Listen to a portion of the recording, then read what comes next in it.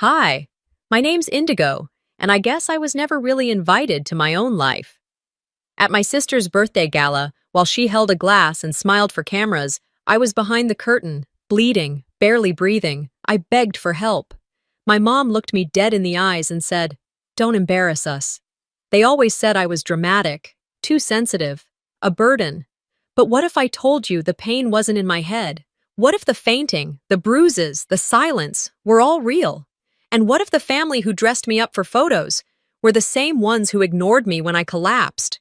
Would you still call me dramatic? Or would you finally listen? They say you can feel it before you see it, being erased. You don't need a screaming match or someone slamming a door to know you've been written out of your own family's story. Sometimes, all it takes is a camera shutter and a missing chair. 2 days before Celine's birthday gala, the Langley estate in Savannah smelled like cut roses and steamed linen. Every surface had been polished until it gleamed like we lived in a showroom, not a home. Staff buzzed around like bees, aligning florals, checking lighting, ironing out tablecloth creases for the 5th time. I'd been told to wear ivory. "So the family photo looks balanced," Mom said. She handed me a silk shawl in a shade just a touch too yellow for my skin. Celine wore a crisp, pearl-white dress tailored to her figure like a second skin. She glowed like she always did. Centered, surrounded, adored. The photo session took place in the main salon, where the light from the high windows made everything feel sterile. We were supposed to look like the southern version of American royalty, dignified, unified, polished. Vera, my mother, walked in, already posing. Dad followed, adjusting the cuffs of his French shirt like he'd just walked off a yacht. "Celine in the middle," the photographer called. No one objected. I stood quietly to the side, waiting to be placed. Then, mid-snap, someone from the staff pulled away one of the chairs, the one closest to me. "Oh, we just need the core 4 in this frame," Mom said without turning. I froze. The core 4, as if I was a misprint, an extra syllable, an accessory that didn't match the dress code. Celine didn't even glance my way. Dad gave a tight smile to the camera. I stepped back, hands behind my back, heart thudding quietly in my chest. It wasn't the first time I'd been excluded, but the quietness of it, how natural it seemed to everyone else, cut deeper than any open insult. After the flash, they reset for a new pose. I stood in the corner, half in shadow. A waiter passed by and offered me a glass of sparkling water. I almost asked for something stronger, but shook my head. Back in the dining hall, the cake had arrived. A towering, fondant-covered monument of perfection, 3 tiers, white and gold. At the base, in cursive icing, "Celebrating Celine, the pride of Langley." Just her name.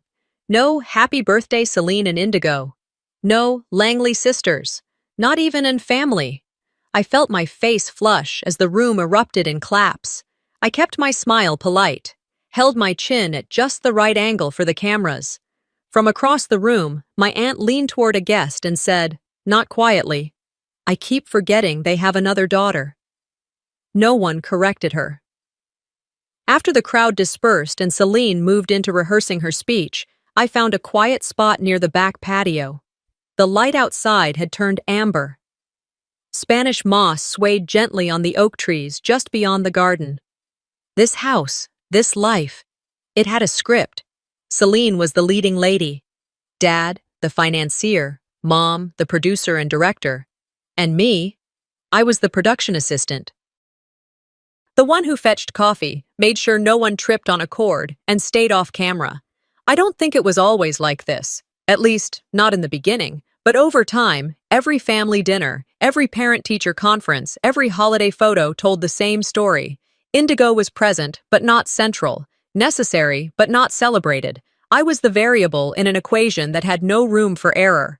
Later that evening, as everyone fussed over Celine's speech delivery, I approached Mom quietly, away from the ears of staff. "Was my name ever going to be on the cake?" I asked. My voice didn't shake, though my palms itched with heat. She didn't look up from her phone. "Indigo, not this again. You know how important this weekend is. Don't bring that energy here." "Right. Wouldn't want to ruin the vibe." She finally looked up, sharp. "You always take things so personally." I wanted to laugh. How else was I supposed to take my own erasure? Instead, I nodded. You're right. Sorry. She turned and walked away before I finished my apology. Celine stood under a spotlight a few minutes later, testing her mic.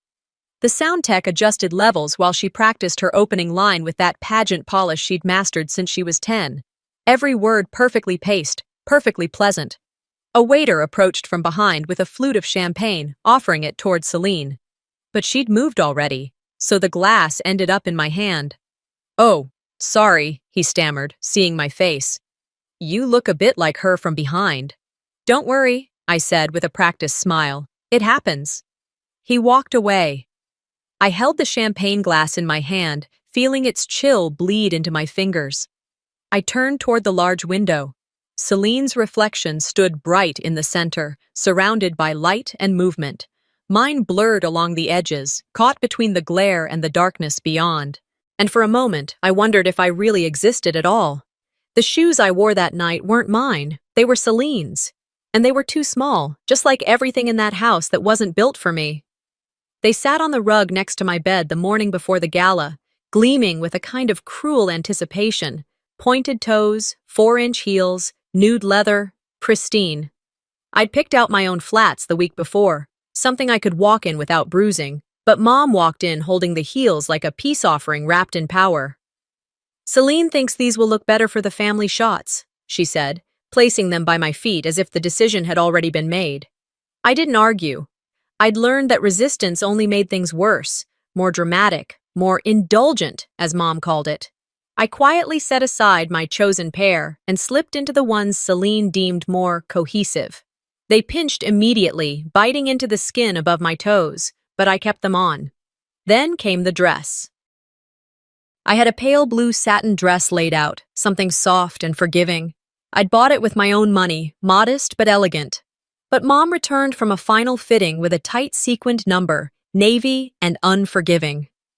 Celine wants cohesion, she repeated, and that was that. I peeled out of my dress, slipped on the one she brought. It clung to my hips too tightly. I could feel the zipper scrape up my spine like a whisper of disapproval. We gathered in the grand foyer at 6:30. Staff bustled around, adjusting centerpieces, balancing champagne glasses, whispering about last-minute run-throughs. Vera floated down the stairs in a silk shawl like she was born under a chandelier. Celine followed, radiating assurance, with a pearl-encrusted clutch in one hand and a small army behind her. I walked behind them to the ballroom.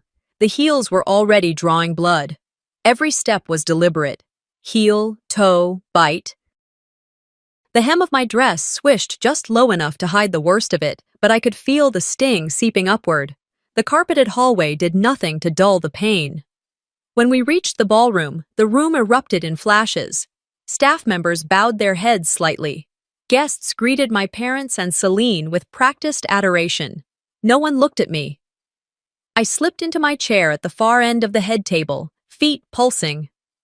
The gala rehearsal began, a full run-through with speeches, lighting cues, music, introductions. Celine stood front and center under a golden spotlight, rehearsing her opening line. "It's not about me," she began, smiling, hands open. "It's about what we can do for those less fortunate." I clenched my jaw. Each minute dragged. The heels dug deeper. My breath shortened. My hands started to sweat. Every movement sparked a new jolt. By the time Celine reached the third draft of her closing line, I could feel a sticky warmth pooling inside my shoe. Still, I stayed seated. I smiled when the coordinator glanced my way. I nodded when Mom gave a thumbs up. The only thing louder than the music was the sound of my pulse in my ears. Eventually, I excused myself quietly and made my way backstage, ducking through the side entrance where staff prepped staging. My feet screamed with each step. Behind a black curtain, I pulled one shoe off and stared. The sole was dotted with blood. The back of my heel had split open. I pulled a tissue from my clutch and pressed it down, trying not to cry out. A voice behind me startled me. "You okay?" It was a young server, maybe 20, holding a tray of empty glasses. "I'm fine," I said quickly, pressing the tissue harder. "Just tight shoes." He nodded sympathetically and disappeared. I stood, one heel on, one off, swaying slightly. Then I heard Mom's voice, just outside the curtain. "Where is she?" "We have the final sequence starting in 5 minutes." I stepped out, both shoes back on, posture forced upright. "I'm here." She didn't look at my face. "Don't embarrass us, Indigo. Just smile and be graceful." Her words landed harder than the pain in my feet. I nodded once. No comeback, no emotion, just a nod. And I walked with her back into the light. Celine stood smiling beside a slideshow screen as applause echoed across the ballroom. I returned to my seat, folded my hands, and clapped along. No one noticed the way I leaned slightly to my left, trying to ease pressure off the deeper wound on my right heel.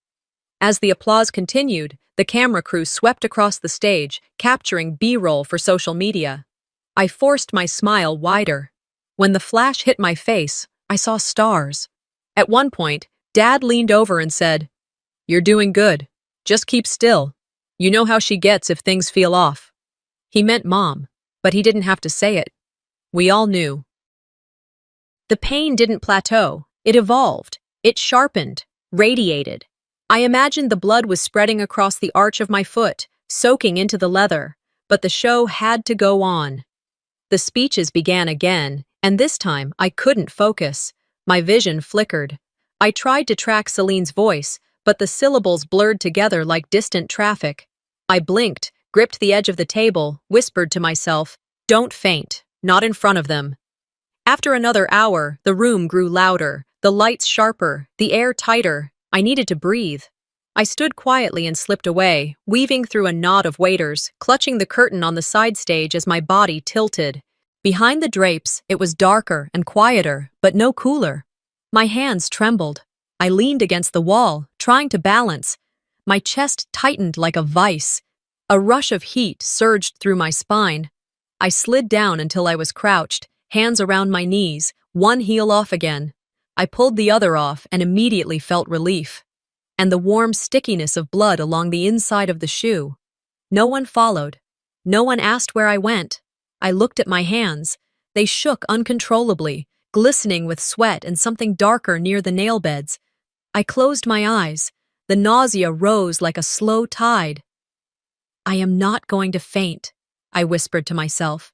"Not in front of them." I pressed both palms to the floor, grounded myself in that cold tile. And yet, something in me already knew. I was fading. The next thing I remembered clearly was the soft click of my bedroom door closing behind me.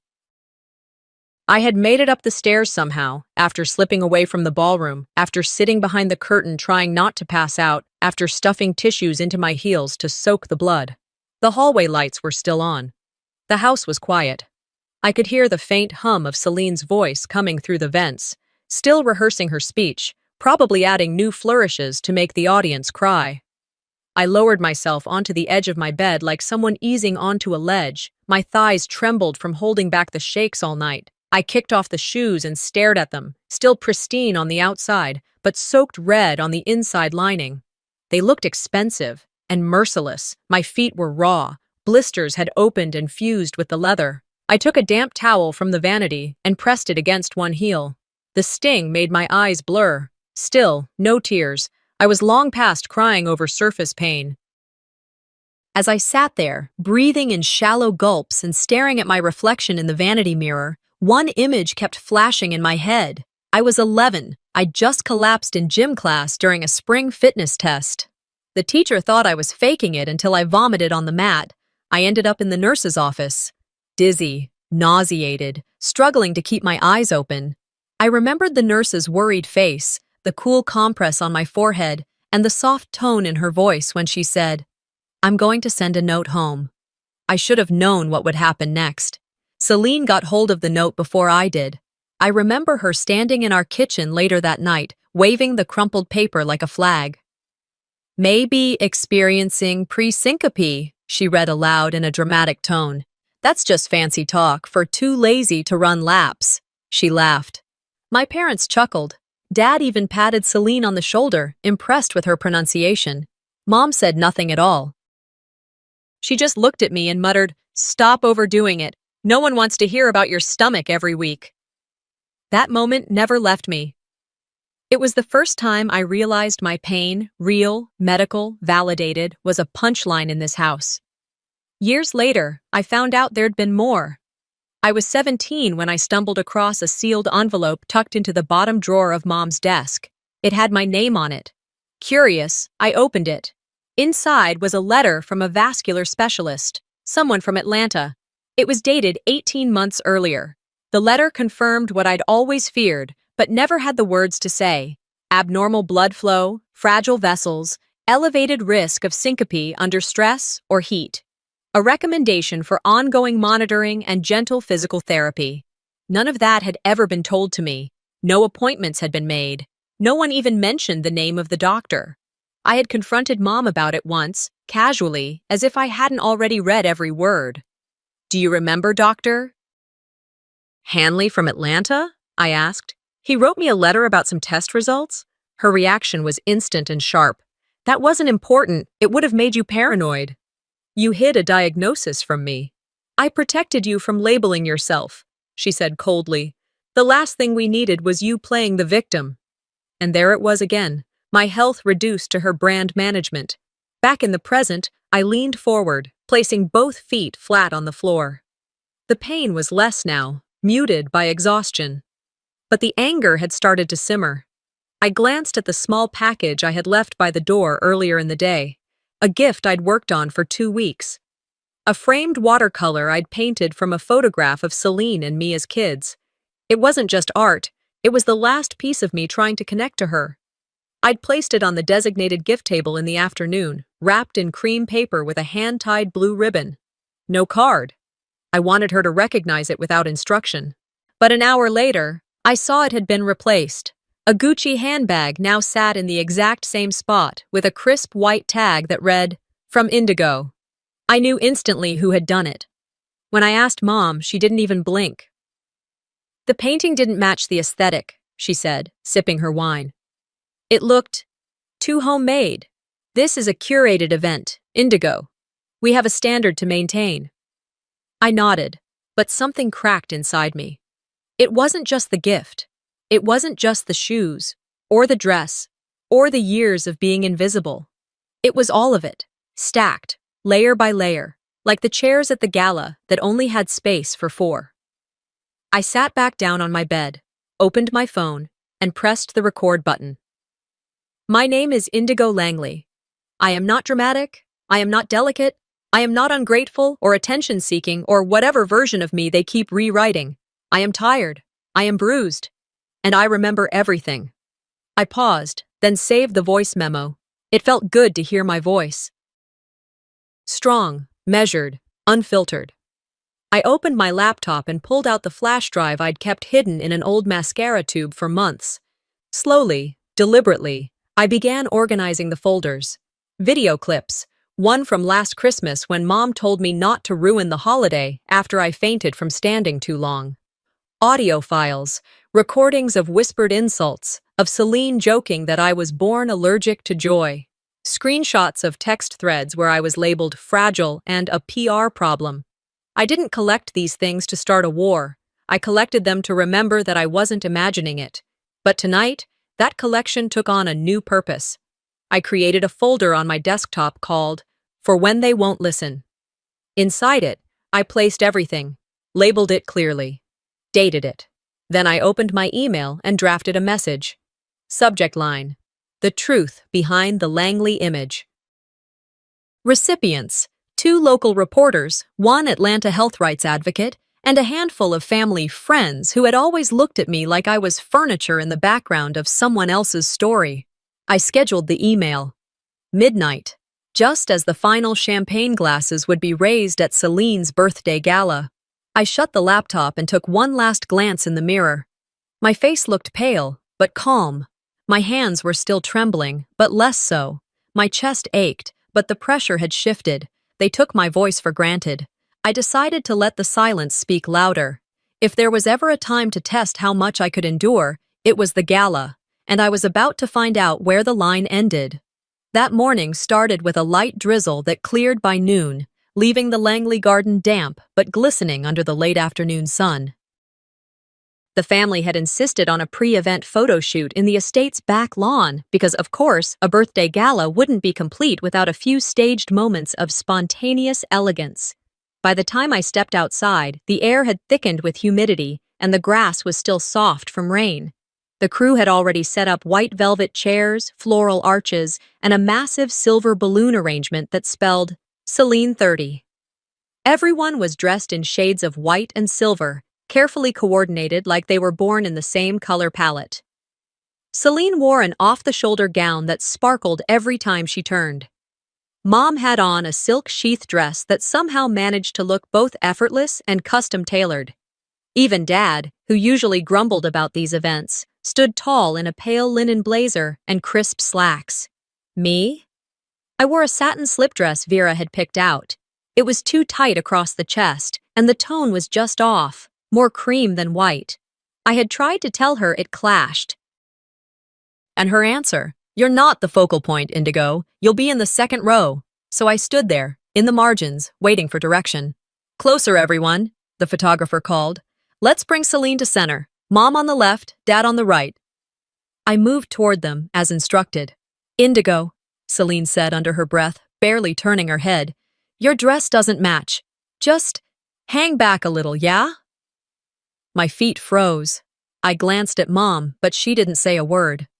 She adjusted Celine's sleeve instead, fussing like a pageant mom at regionals. I stepped back onto the wet grass. My heels sank with each inch I retreated. A squish, then a shift. One ankle tilted slightly. I steadied myself, planted both feet. It wasn't the first time I'd been asked to fade. The camera clicked. The flashes came.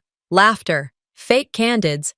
"Celine, look this way." Vera, hand on her shoulder. "Yes, like that." I stood behind them, outside the perfect frame, watching my family perform joy. A couple walked by behind the setup. They were older, probably friends of my parents from the tennis club. I heard the woman whisper, "Is she the adopted one?" They weren't even trying to be discreet. My stomach knotted. I glanced down at my phone, mostly to avoid eye contact. One new message from an unknown number. I opened it. My breath caught. Hope the drama queen keeps it together this time. Last thing we need is another seizure stunt. Attached was a laughing emoji.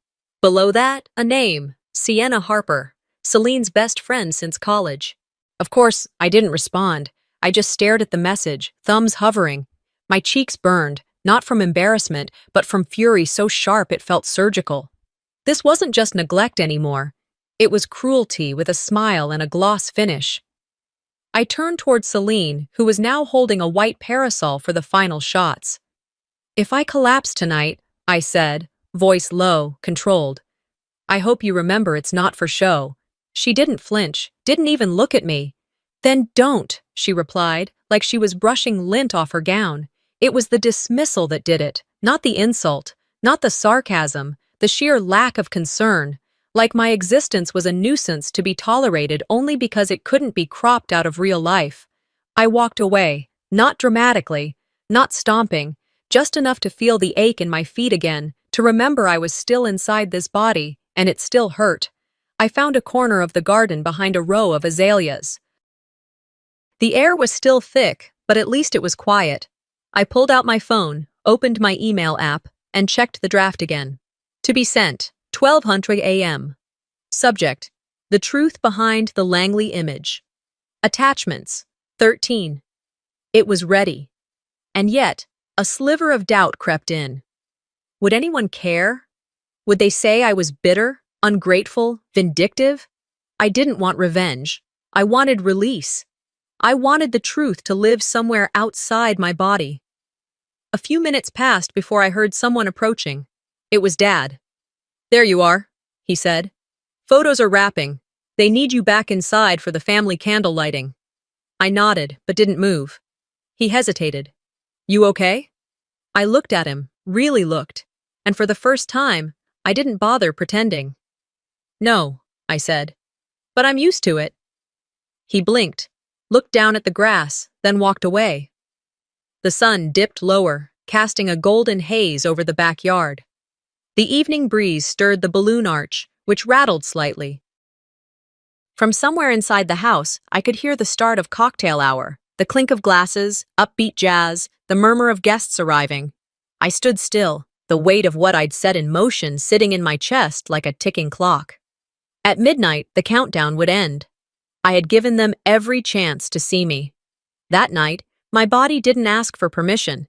It simply gave out. The fall wasn't dramatic. I didn't scream or reach out for help.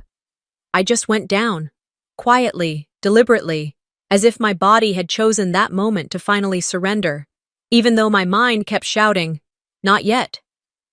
When I opened my eyes, I was still behind the curtain.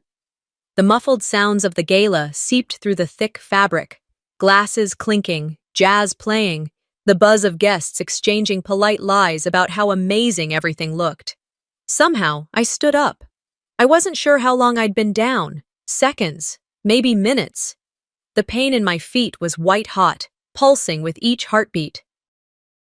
I grabbed the nearest chair for support, straightened my dress, and limped back toward the prep area. Inside the green room, chaos reigned. Stylists darted around Celine, fluffing her hair, adjusting her neckline, spritzing perfume that smelled like expensive exhaustion. A caterer rushed past with a tray of hors d'oeuvres. Someone yelled about lighting. Everyone moved like they were part of a production, each motion rehearsed. No one noticed me. I sank into the corner chair, kicked off my heels beneath the table, and stared at my feet.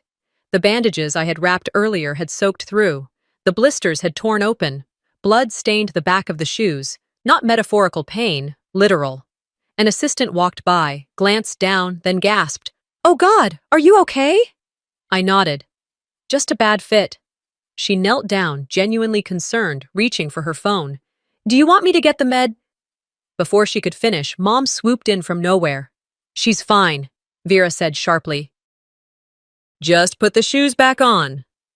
Her tone didn't leave room for questions. The assistant stood up quickly and backed away, her eyes flickering between concern and deference. Twist the knife, I thought. Don't just ignore the pain, demand it.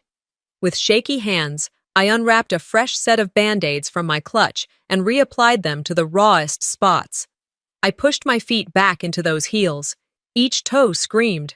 But I stood. Because if I didn't, they'd say I was being difficult, that I was trying to take attention away from Celine, that I was selfish. I walked toward the staging hallway, each step deliberate, biting down pain like it was candy-coated. Celine appeared at the door, radiant and ready for her entrance. She glanced at me, half smirk, half dismissive sigh. "Look," she said, lowering her voice, "I get it. You're tired. But this night? It's not about you." She tilted her head. "You're not the centerpiece. You're the filler. Twist S8, straight to the gut." I didn't answer. My fingers instinctively brushed the edge of my phone inside the clutch. The recording, the files, the email timer, they pulsed in my mind like a second heartbeat. She leaned in slightly. "Try not to wobble out there. Those shoes look like they're eating you alive." I looked her dead in the eye. "You might want to enjoy this while it lasts." She laughed. Not loudly, just enough to let me know I hadn't rattled her. "Save it for your Instagram followers," she said, waving her hand like I was a fly near her glass of Prosecco. I stepped back. She walked away. The music outside shifted, cueing the family entrance. I walked into the restroom adjacent to the green room. The mirror above the sink showed a face I barely recognized. Pale, drawn, tight-lipped. My makeup had started to melt in the heat. I opened my concealer, dabbed it under my eyes, over the fresh bruising on my cheekbone where I must have hit the floor earlier. My hands trembled slightly as I smoothed it in. Then I pulled out my phone, unlocked it, opened the voice memos app, and pressed record. "My name is Indigo Langley. This is being recorded at 5:52 p.m. just before the gala. I'm standing in the guest restroom. My feet are bleeding. My body hurts. But I'm still here because I have something to say." And at midnight, whether I'm conscious or not, the truth will be said. I ended the recording and saved it, then slipped the phone back into the clutch like a weapon. The sound of laughter echoed through the hallway. The ballroom was alive now. Guests had arrived. The flash of cameras blinked from under the door. I took one final deep breath, pressed the back of my hands to my thighs to stop the shaking, and stepped out. Mom stood waiting by the archway, clipboard in hand. Her eyes scanned me from head to toe, assessing, not admiring. "You look tolerable," she said. "Just keep smiling, and no sudden exits, understood?" I nodded. Wouldn't dream of it. She didn't catch the sarcasm. She never did. The moment we walked into the ballroom, all eyes turned to Celine. She glittered, arms outstretched, smile camera ready. Vera and Dad flanked her like bodyguards. I followed a few paces behind, like a last-minute RSVP. The applause was deafening. I smiled. But inside, my heart had already started burning. When I stepped onto that ballroom floor, I knew this was the last time I'd ever let them use me for their image. I stood tall, even though my knees trembled beneath the sequined dress that never truly fit. My smile stayed fixed, practiced. But my jaw, that was clenched so tight it ached. The air inside the ballroom was thick. Perfume, candle wax, warm lighting, and tension. 100 guests, maybe more, scattered across white gold tables. Every centerpiece screamed perfection. Every face turned when Celine walked in, bathed in spotlight like she'd arrived from a better life. I followed 5 steps behind. Then the MC, bless his unaware heart, called out into the microphone. "Before we begin tonight's formal program, we'd love to invite Celine's sister to say a few words." For a beat, silence. All heads turned. Mom stiffened. Celine blinked, caught off guard for once. Dad's hand twitched on his glass. I walked forward. My heels clicked softly over the polished floor. Every step was agony, but my spine held steady. The mic waited at center stage like a dare. I stepped up, took a breath, looked out at a sea of faces I barely knew, but somehow still feared. "Good evening," I began, voice low but steady. And then, static. Nothing. My voice didn't carry. I glanced down. The mic's light had turned off. I tapped it gently, twice. The MC moved to approach, clearly confused. Someone behind me muttered something about technical difficulties. Celine appeared next to me almost instantly. She reached for the mic with that perfect, glossy smile. "It's okay," she said sweetly into the dead air. "Let's keep things moving." A few guests clapped. That was it. No speech. No chance to finish a sentence. I nodded, gave a small shrug like it didn't matter, and stepped aside. My stomach churned as the applause grew louder. Celine was already mid-pose, angling toward the camera crew that had resumed filming. The moment would be reframed as spontaneous, authentic, intentional. I walked off the stage slowly, my pulse thudding behind my ears. A waiter near the back caught my eye and leaned in slightly. "You handled that with class," he whispered. I didn't respond. I couldn't. It wasn't kindness I needed right now. It was oxygen. I stepped behind the curtain, found the same corner I'd crumpled in earlier, and exhaled. Mom was waiting. She marched in from the hallway, expression sharp enough to cut glass. She didn't wait until we were alone.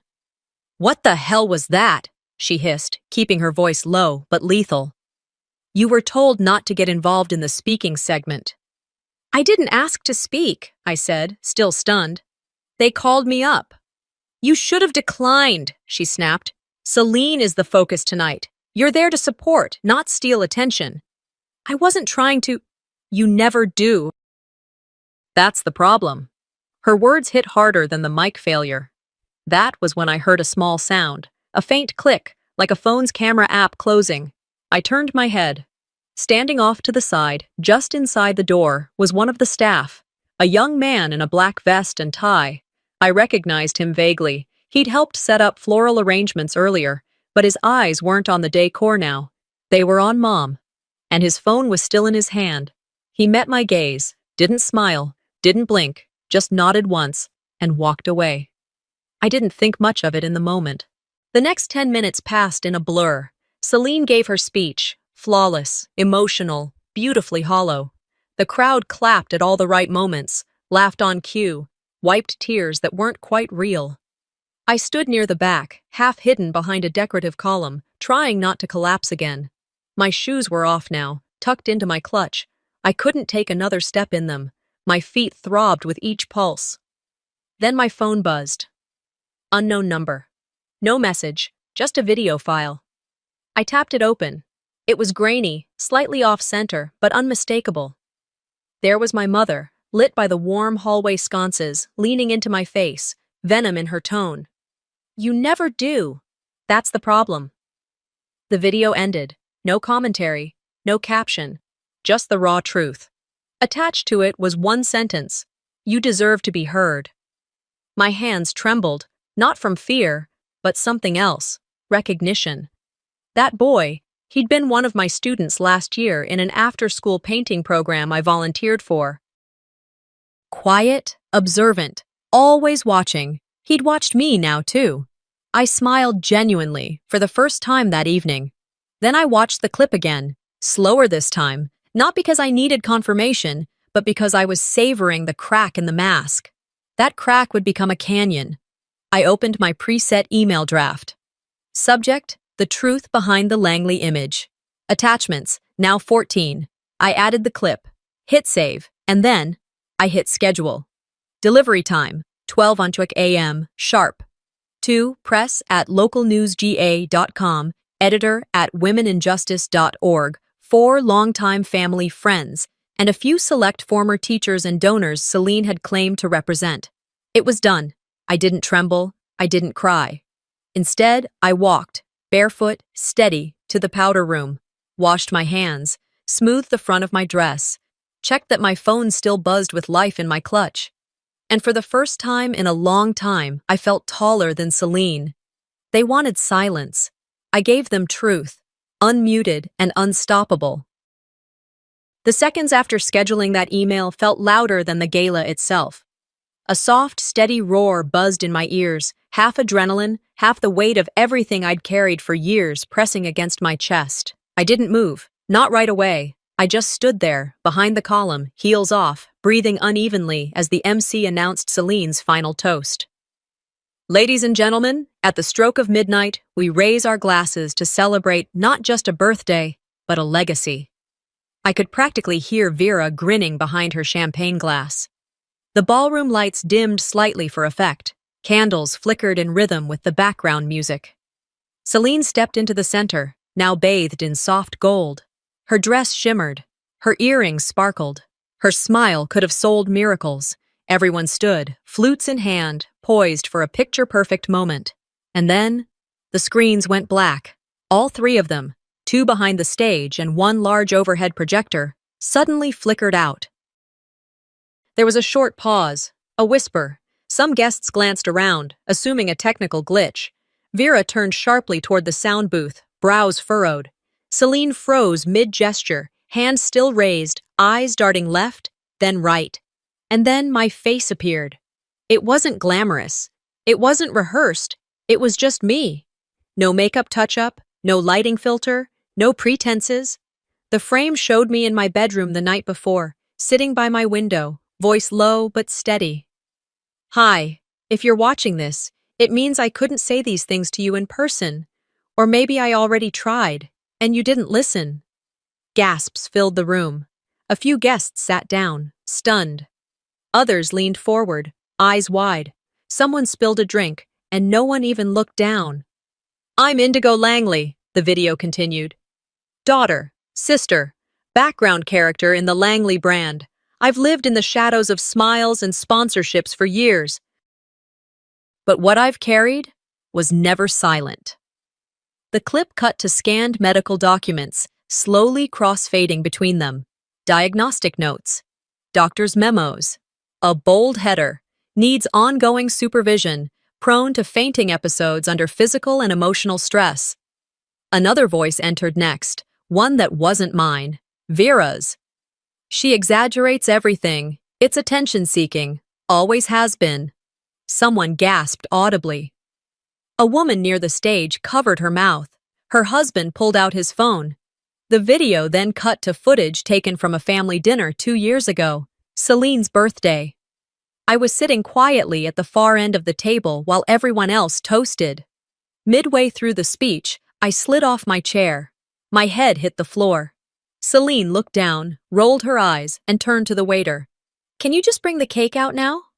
The camera panned to Dad, still eating. Then back to Celine, now speaking at a fundraiser. "My family means everything to me. I wouldn't be here without their unconditional love." Back to me. Back to reality. The ballroom had fallen silent, save for the steady stream of audio from the screen. People were no longer just watching, they were reacting. One of Celine's sponsors, an older woman from a regional beauty brand, stood and walked out, shaking her head. Another whispered to a colleague and slid their phone into their purse while texting furiously. A group of young guests in the back opened Instagram and started recording. Vera stood up. "Turn it off," she said to no one and everyone. "Right now." But it was too late. The AV team didn't move. Or maybe they were waiting, or maybe one of them had already forwarded the video to the press email listed in the credits at the end of the file. Because yes, there were credits, names, dates, sources, receipts. And the closing screen read, "Not for revenge, for truth." Then silence. Celine was still standing at the center of the stage, stunned. The mic she had held like a scepter now hung at her side. Her lips parted, but no words came out. That silence was everything I had waited for. Until the first headline hit. Someone's phone buzzed, loud enough to hear. They turned the screen toward a friend. I caught a glimpse of the title. "Savannah's Princess Under Fire. Sisters' Allegations, Rock Langley Family." Celine's face crumpled for a fraction of a second before she collected herself and turned to Vera. "I told you she was going to ruin it," she said through gritted teeth. Vera stepped off the stage, nearly knocking over a tray of drinks. She reached the AV booth, yelling something that got lost under the swell of voices now rising throughout the room. One by one, guests began to walk out. Then came the vibration in my clutch. A notification popped up on my phone screen. From brand rep at siennaskinco.com. Subject: Partnership hold. Body: Due to the recent incident, all contracts with Celine Langley are temporarily suspended pending further review. I didn't smile, but I also didn't flinch. I turned, ready to leave through the back hallway, but the pain in my chest stopped me short. A sharp, stabbing weight pressed against my ribcage, and I lost my balance. I reached for the wall. Missed. My knees buckled. Everything spun. And the last thing I saw before the lights above me dissolved into static was someone running toward me. "Help!" a voice shouted. "She's down!" A pair of arms reached under mine. "Get a medic! Now!" My clutch hit the floor with a soft thud. I heard my phone buzz again. Then nothing. Because I passed out to the sound of my own voice echoing across a ballroom that had finally gone silent.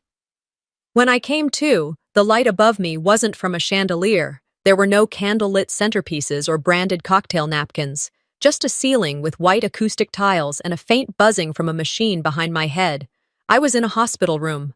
My mouth was dry. My arms ached. An IV line ran from the inside of my wrist up to a clear bag beside the bed. I blinked, adjusting to the sterile light, the hum of air conditioning, the absence of voices. There were no flowers, no balloons, no family. A nurse entered a few minutes later. Her name tag said, Elena. She smiled kindly and touched my wrist to check my pulse. "You're awake," she said gently. "That's good." I nodded, slow, groggy. "How long?" "Overnight," she replied. "You collapsed at the Langley Foundation Gala. Paramedics brought you in just after midnight." Midnight. It hit me then. The email, the video. The moment I'd spent years preparing for. I looked toward the small TV in the corner of the room. It was already on, muted, tuned to a local morning show. At the bottom of the screen, the headline read, "Sister Speaks, Indigo Langley Breaks Silence on Gala Stage Collapse." Beside it, a freeze frame of my face from the video, blurry but raw. Elena followed my gaze. "You've been on every channel this morning," she said. "People are listening." The next visitor wasn't family. It was Mrs. Odette Marlowe, my former art teacher, mentor, and in many ways, the only adult who ever believed me without hesitation. She didn't say much when she walked in, just placed her handbag on the chair beside my bed and sat down, her eyes full but calm. "I've been waiting here since 6 a.m., she said. "They wouldn't let me in sooner." I managed a faint smile. "Still pushing boundaries, huh?" "Some things are worth pushing for," she replied. She reached into her bag and pulled out a folder, one I recognized from our last meeting a month earlier. Inside were legal documents, name change forms, filed, signed, approved. "You said you wanted to wait until after the gala," she said. "Do you still want to go through with it?" I didn't hesitate. "Yes." She passed me the pen. My hand shook as I took it, not from fear but from something deeper, liberation. I signed the line where it said, "Petitioner's signature," scratched out Indigo Langley, and wrote what I had decided weeks ago, Indigo Marlowe. Odette watched me, then quietly whispered, "It's yours now, fully." I sat back against the pillows, the pen still in my hand, and whispered, "Indigo stands on its own now." An hour later, the hospital room phone rang. It wasn't the family. It was a reporter, then another, then someone from the State Department of Family and Child Services. Each voice different, but the theme the same, asking if I was ready to talk. I told them not yet. Outside, news vans lined the hospital sidewalk. I didn't need to see them to know they were there. The nurse confirmed it. One even tried to slip past security, claiming to be an old friend. Typical. By noon, social media had exploded, screenshots of the video, clips, reactions. The tag, #HereIndigo was trending, influencers reposted it, survivors shared their own stories. Then the messages started arriving, hundreds of them, then thousands. Some were from strangers, others from old classmates, people I hadn't seen since high school. One was from my 9th grade gym teacher, who apologized for not recognizing the signs when I collapsed in her class. But none came from my parents. Not a call, not a message, not a single acknowledgement. It stung, more than I wanted to admit.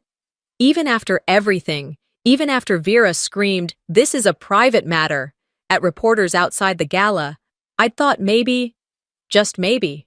But no. Their silence was consistent, at least. A nurse wheeled in lunch, but I barely touched it. My stomach had twisted into knots. That evening, I was transferred to a private recovery room.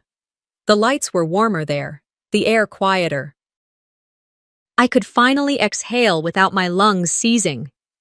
Odette came back with something wrapped in a manila envelope. "I figured this might help," she said, placing it on the table. Inside was a printed copy of the article that had just gone live on Savannah Local. "When silence breaks the ceiling, Indigo Marlowe tells her story." I read every word, slowly, carefully. There was no spin, no distortion, just my voice, finally heard. The journalist had done it justice.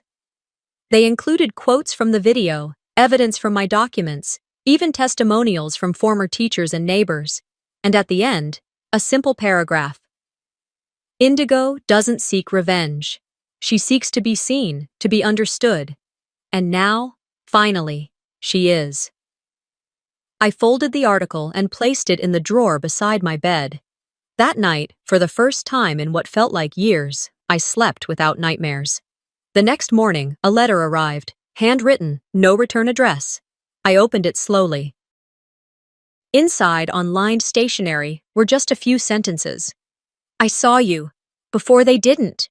Before they decided not to. I always saw you. Love, Grandma." I pressed the paper to my chest and closed my eyes. Sometimes healing doesn't begin with justice. It begins with being believed. The transition from Langley to Marlowe wasn't just legal, it was cellular. The name change wasn't about spite or rebellion. It was about breath, space. The quiet realization that I didn't have to carry a legacy built on silence and shine I never consented to. The new place was small, just 3 rooms, one of them barely big enough for a twin bed and a makeshift art corner, but it was mine. the house I now call home smelled like paint and possibility. And this time, the silence didn't hurt. It healed. On my third morning there, while unpacking one of the final boxes Odette had tucked away for safekeeping, I found the letter. A small envelope, aged at the corners, with my name on it in my grandmother's handwriting. She'd passed 5 years ago, and I hadn't known she'd written me anything. The letter was dated 3 days after my 16th birthday. You were never invisible, child. You were just surrounded by the blind. They see what shines, not what glows. But glow lasts longer. Keep glowing, even if no one claps. I didn't cry, not right away. I sat with it, let it move through me like warmth. Then folded it carefully and placed it into the top drawer of my desk, next to a sketchbook I hadn't touched in months. That afternoon, I put on running shoes and went outside. I didn't plan to run, just to walk a little, get some fresh air. The Savannah spring had started to bloom. The sidewalk was dappled in light from dogwood trees. The breeze carried the faintest scent of honeysuckle. I walked 2 blocks before I realized. I felt okay. Then I jogged. 1 block. 2.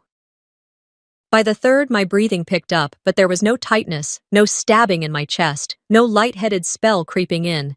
Just breath. Rhythm. A cadence I hadn't felt since I was a teenager. I stopped at the end of the street, hands on hips, not because I needed to, but because I wanted to feel that breath deeper. No chest pain, just air, just life. Later that week, Odette drove me across town to the Savannah Arts Council's main gallery.